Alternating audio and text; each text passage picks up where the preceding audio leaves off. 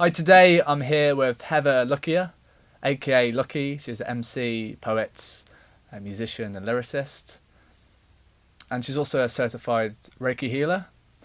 We've just been tracking some vocals today for a upcoming EP, Behind Closed Doors. So it's Heather's songs. I've helped her arrange and mix them. I've been recording vocals now for about 5 hours.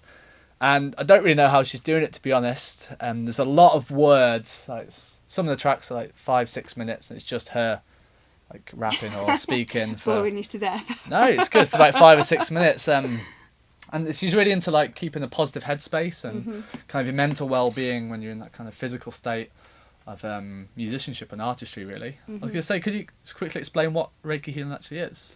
Reiki healing is balancing the energies within the body, balancing them at each of the 7 chakras, and it's just a way to reduce stress and increase concentration. Just get yourself in quite a conscious headspace and be in the moment, and allow the connection to let the energy flow through you. Since I was introduced to Reiki and had Reiki healing at first, that's when my creative path really started to kick off and everything started to open up. So, you know, whether people see it as a placebo effect of really believing in it, or whether it, you know, it works, the end point is still the same, because if you believe something works, then, you know, you can make it work for you. Yeah, definitely. Being in the right headspace can...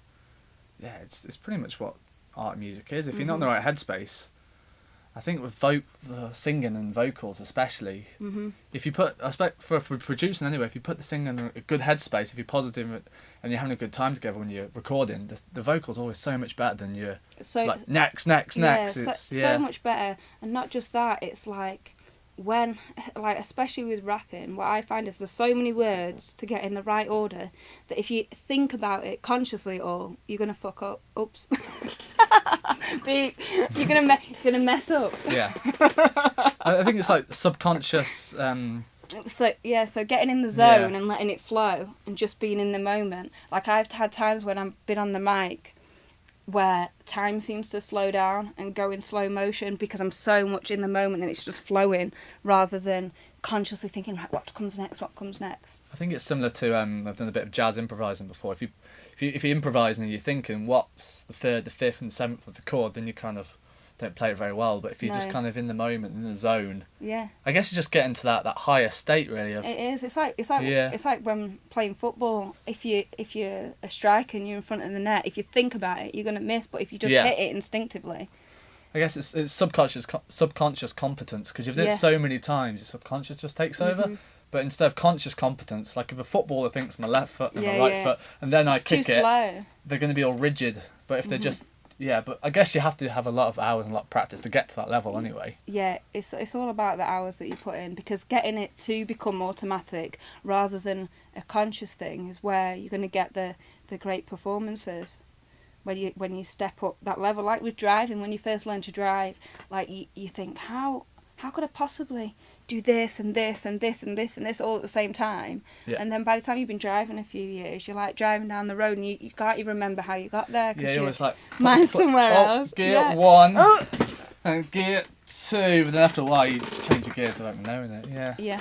So I think across the board, self-belief is just like how I was explaining to someone the other day. How I kind of live is like, I believe in everything that I do so much, and I likened it to climbing a mountain, and I'll be like full of belief and I'll climb as much as I can and get to a certain point, and then maybe run out of energy or go with the waves of it and get there, and it's like I climb so high and then I look down and I go, oh my god, I'm high up, oh, why did I want to, and I freak out for a minute, and then I just centre myself again and go again and climb again for as high as I can, and then I might have a wobble in a week or two, but it's about reducing that time of the wobbles or the self-doubt and just centering again and getting back on it. Yeah, even if it's delusional, that confidence can just help you so much in any aspects of life, isn't it? It is. If you don't think, I'm going to say, if you're singing and doing recording, I'm going to smash this verse is mine, I'm going to kill it.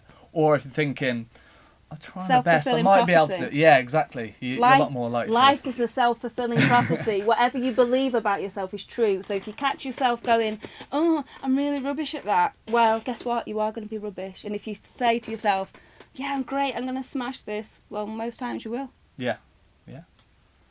Mind over matter. There we go. Anyway, so I thought I can talk to Heather about kind of her mental headspace of confidence and rapping, really. Do you think that helps you when you're actually writing, just to be in the right headspace as well? Or is it more performance? Yeah, well, writing, I find that if I try to write, I can't write. Like, if I try to write a song, it's going to be so terrible. But if I'm just in the right space, like I've been meditating, or I'm just really relaxed, I've been listening to some music, or I've just made a beat, when I know from the first sentence if I'm going to write a song or not, because from that first sentence, it will all flow out in 20 minutes.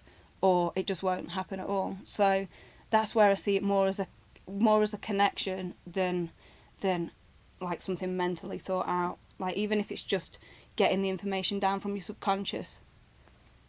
Yeah, I think with me, when I write music, I can do it if I'm not in the right headspace, because I know the chords, I know the theory. But with lyrics, I have to be in the right headspace. I can't right, it's lyric time. Here's the story. It's all mental state for lyrics for me. Completely. And I think for me, now it's about building up the other side, the kind of logical side of the building blocks of music, and bringing that into, so I can then have the foundations, so then I can start channeling musically. Yeah, I think you've got two sides of your brain. You've got a logical side and the emotional, creative side. Yeah. And I think you have to have a balance of them both, really. If you don't know the logical, technical side, well, you're going to struggle with stuff like harmony and theory. Yeah. But if you don't have the emotional side, there's going to be no kind of depth in your music. It's just going to be too rigid anyway. Mm-hmm. And that's what I found with, because I'm not really a singer, as you know, but that's what I found with, like, when I've brought other singers in to sing my hooks, because sometimes, because my lyrics are so personal and quite autobiographical, they just don't get the emotion that's attached to it. And sometimes it sounds better with my kind of singy speaking, because I'm in the moment and I feel the emotion, and it's related to me. So it can all depend. Sometimes you can't swap the technical for the emotion of it, because it's just, even if the voice sounds great, the message isn't conveyed the same. Yeah. Yeah, it's the music's all about how does it make either you or the listener feel, and if it's just too technical and it has no kind of depth behind it, no. And it's people seem to go with the artists that put the most of themselves in music. I think all the biggest artists are all people that have let other people see a side to them that people aren't necessarily normally comfortable with sharing with people. Yeah, well, that's the main thing about kind of lyrics. You kind of expressing all your personal details that you never explain to anyone straight away, and just boom. Yeah. It's self-therapy, really. Yeah. It's completely self-serving. Like, you hope people like it, but at the same time, it's like, for me, I never really do it for people to like it. I do it because otherwise I'd be a bit mental without it. It's a good way to put you. It's like seeing a psychiatrist, but on paper. Yeah, on paper. And you get to turn moments that were really, I was going to use a bad word there, really terrible, that in your life, you get to alchemize them, is another, and change them into something that is meaningful and valuable to you, so you can take that experience that wasn't so pleasant and make it into like a song that you love, and magic happens, because then that thing that you didn't really like the experience of now becomes something really valuable to you, and you get the satisfaction out of it, and you see it from a better perspective. Well, you might have had a terrible experience, but at least you can get a good song out of it. So.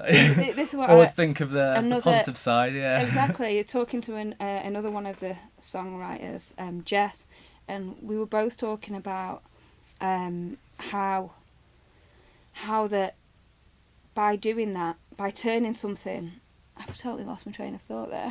Oh God. Having something negative. Like both of us get into certain points where we're really quite emotional, and other people will see it as like down, but we know that the best songs come from that place. So by allowing ourselves to feel those emotions and not being scared of them and trying to numb them with distractions, by just sitting with those emotions, they're the ones that bring out the really good songs, because you allow yourself to feel it. Yeah. So Yeah. so Definitely. so in a way, it's like you allow a greater,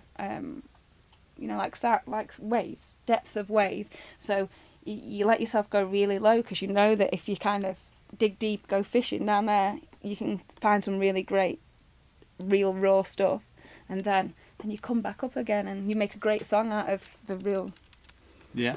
sediments. Yeah, definitely. So yeah, Yeah, awesome. Right, yeah, thanks for talking to me, Heather. you're very welcome.